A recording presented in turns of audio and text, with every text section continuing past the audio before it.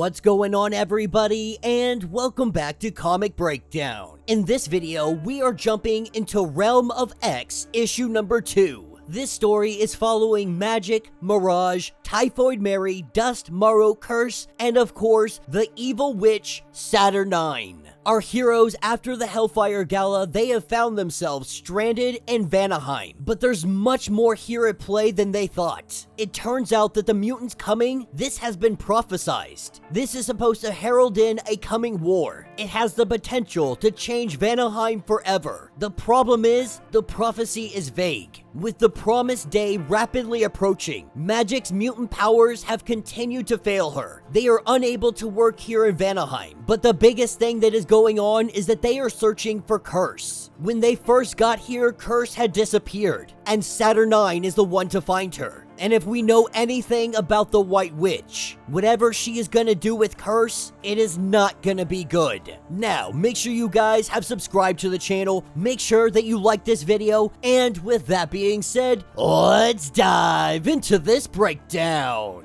Alright gang, so as we dive into this issue, we are picking up with Curse telling Saturnine the events that had led them to getting here. The Hellfire Gala, Charles's voice inside of their heads, and Magik grabbing hold of Curse and running through a portal. And right now, Curse is sad. She's sad that she left behind everybody, all the other mutants. She knows that they're probably out there looking for her right now, but Saturnine, being the wicked person that she is, she says that she has many eyes in the forest, and the mutants have been spotted, but they are trying to get back to Midgard. Curse believes that they are trying to get back without her, and Saturnine, she only reaffirms this, telling her that she is safe. She is warm, she is comfortable here with the White Witch. And this is making Curse very spiteful, saying that those friends, they are no longer my friends. With Curse being so easily manipulated, we pick up weeks later. We pick up with Magik and Dust. There is a citadel out here in this forest. It has some kind of charm around it. It keeps all of them away. Anytime they try to get close, they feel sick, they feel dizzy,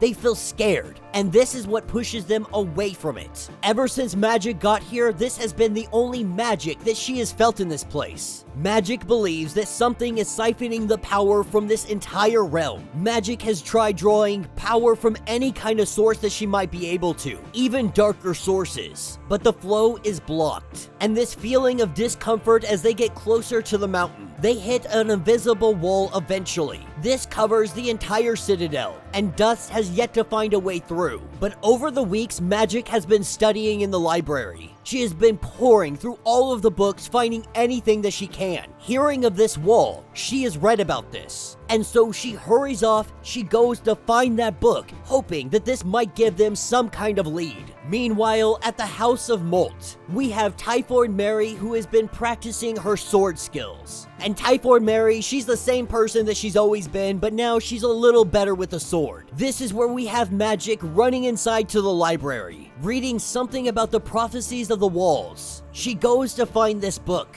While searching for this book, she is also told of a prophecy. Now, many of these prophecies have been lost or stacked away, but she has finally found one. Though this man was a raging alcoholic, he was more of a poet than a prophet. But the texts focus on the fifth mutant. In this prophecy, it is referred to as chaos and not Curse. But there is a drawing, and that drawing is identical to Curse. And so obviously they are all connected to this. They don't know how, they don't know why, but they were meant to be here. They were fated to be here. Back at the Citadel, Saturnine has been working with Curse. They have been working on her powers. Recently, they had her use her powers on one of the prisoners, and Curse made him vomit toads, but not any toad. Toads that have been extinct for a century. She brought them back on a whim. And they're not even sure that Curse knew what they were or what she did. With one jinx, they were back from oblivion. And so Saturnine is asked, why aren't you asking her for help? But Saturnine has been observing her powers. Something like this, it's gotta come at a great cost. It might even claim her life. And so Saturnine says that it must be her idea. She must want to help them. She must want to do this more than anything, or she fears that she might fail. But that's not gonna stop Saturnine from planting the seed in her mind. As we walk up to a giant flame, They have been trying over and over and over again. When Curse comes into the room, Saturnine lets her know what they are doing is their salvation, that this fire is an ancient power source. The Citadel was built around it. This is how they once powered the gates and trading routes to other realms back in the day. It brought Vanaheim to the universe and the universe to Vanaheim. But when they left their cities, they hid this away. It was too powerful to be destroyed, so they used it to hide it in another dimension. And Curse finds all of this just so fascinating. Limitless power, right there but not in your grasp. Saturnine wants to bring it back, but they are running out of time. That if they don't have this power, they don't stand any chance in the coming war. This is where we pick up with Danny and Marrow. Right now, they are currently observing the Citadel, a gateway one way in, one way out. At this point, it seems like their only option to get inside the Citadel. But while they observe the entrance, this is where they are met by bounty hunters. And while Danny, she really tries to say, we don't want any trouble. Marrow, on the other hand, she doesn't really agree with this. In fact, Marrow has been looking for a fight. These bounty hunters aren't standing down, so Danny, Moonstar, and Marrow, they both go in. It doesn't take them long to defeat these bounty hunters, and that is where we have the arrival of Dust. Everybody has been looking for a way in. They have exhausted every single possibility, and Dust lets it be known that she has been probing the perimeter of the wall. There is a hidden gate on the east side. The raiders use it to enter the territory, but it is protected by a magical wall. She does believe that there are weaknesses, that they might be able to get through. Not only this, but Dust has also been searching the forest for any sign of Curse. At this point, Dust has to be able to believe, or coming under the assumption, that she's gotta be inside the Citadel, that Curse couldn't be anywhere else. As they all return back to the House of Molt, Typhoid Mary, she is livid because they have been out there for weeks and they have returned with nothing.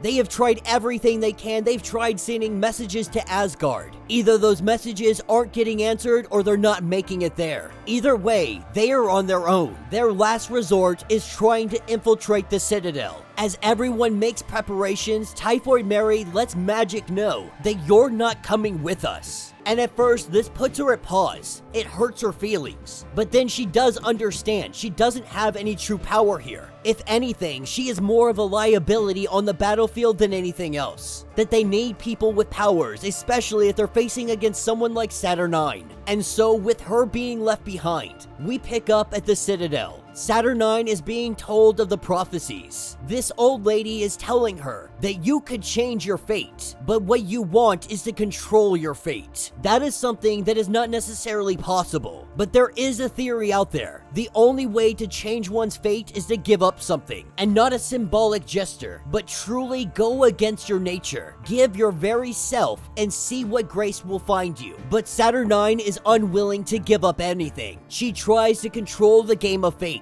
without truly knowing the rules, without understanding everything that is at play. Saturnine is trying to change the prophecy. With the mutants coming closer and closer, the question now remains, what will Saturnine do? Is she going to go fight? On the outside of the Citadel, we have our mutants that have reached the gate. Now, had Magik been here, she would have told them that they need to watch all of the memories they are having. As they get closer to the gate, it affects them in very odd and mysterious ways. That the memories they are seeing are essentially giving these memories away as they walk through the shield of Magik. You see, Magik has been reading up on all of this, so she understands the lay of the land. She understands what the costs are. As our heroes get into the Citadel, they look around and they are completely confused. They don't know what this place is or where they even are. They're not even sure if this is the Citadel at this point. And Saturnine, going against what the prophecy is saying, she gives the order to find the mutants and kill them. And then we have Magik. Unable to stay behind, we see her leave the House of Molt. Nobody sees her. Nobody watches her walk away, but she disappears into the forest. And that will be the end of this issue. So let me know what you guys think down in the comments. This one is definitely an interesting story. To be honest, none of us really understand what is actually going on. Now, we know our heroes are stuck on the outside of the Citadel, or at least they were, and breaching that magical shield something happened to our heroes. We don't know what exactly, but in the coming issues, we are sure to learn. It appears that the prophecy is working against Saturnine. The curse isn't necessarily going to be the bad guy in the situation, though it has been building up to look like that. It looks like Saturnine is trying to make the prophecy obsolete. She's trying to change fate itself, even though she is told that fate will happen regardless of what you do, and that you could very easily change your fate as long as you change who you are. To go against your nature, this would mean Saturnine has to give up something and not necessarily be a great person, but not kill the mutants. By going and killing the mutants, she is falling right into fate's hand. She is following the prophecy regardless of what she is told. It looks more like Saturnine is trying to escape, that she is trying to get out of Vanaheim, and she plans to use Curse to do this, even if it costs Curse her life. She believes that Curse has the power to open up this gateway to the rest of the universe, to the rest of the realms. But as we watch all of this prophecy unfold, my theory is that Curse is going to be the one to save the day, with unimaginable power, an unstoppable force, all in the hands of a child, one so naive, so young. For so long, she has been seen as a jinx, as a curse, as a bad omen. You could see her as the polar opposite of Domino, and she might be the one thing this saves everybody. Let me know what you guys think. Let me know your thoughts. Let me know your theories. If you would like to get completely caught up on everything that has been going on with the Realm of X or the Fall of X, check out the link in my description as well as the top of this video. It will get you completely caught up on everything that has been going on with this event. If you would like to support the channel, you can always do so by joining the channel membership, much like Patreon, having multiple different tiers, from $1 to $50, from loyalty badges to comics every single month. Not only are you helping out the channel tremendously, but you are getting tons of perks in the process. If you're unable to do this, do me a favor, subscribe to the channel, like this video, hit that notification bell, and with that being said, until the next breakdown.